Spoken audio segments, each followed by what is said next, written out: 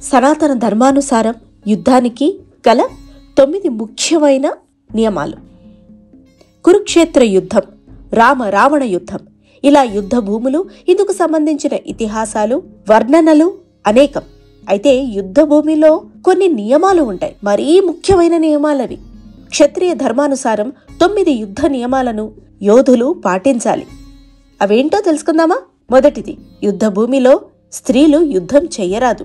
మరి రాణి రుద్రమదేవి, ఝాన్సీ లక్ష్మీబాయిలు యుద్ధం చేశారు కదా, కైకేయి మాత కూడా యుద్ధం చేసింది అని అంటారు కదా ధర్మరాజుతో. దీని వెనుక గల రహస్యం తర్వాత వీడియోస్లో తెలుసుకునే ప్రయత్నం చేద్దాం. ఇక 2, జంతువులను యుద్ధ భూమిలో సంహరించరాదు. 3, సూర్యాస్తమయం తరువాత యుద్ధం చెయ్యకూడదు. ఆనాటికి ఆ యుద్ధాన్ని విరమించి తర్వాతి ఉదయం పునః ప్రారంభించాలి.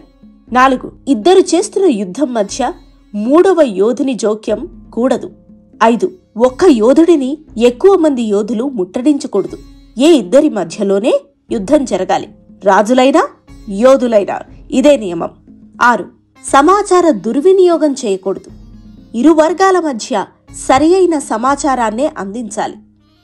7, యోధులు తమ ఆయుధాలను యుద్ధం చేయలేక లేదా ఏ కారణం చేతైనా కిందకి దింపేస్తే వారిని సంహరించకూడదు.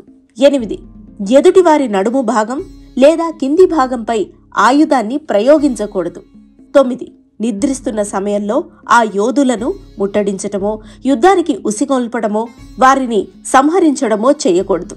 సనాతన ధర్మంలో ప్రతి నియమం ధర్మోచితమే మరి.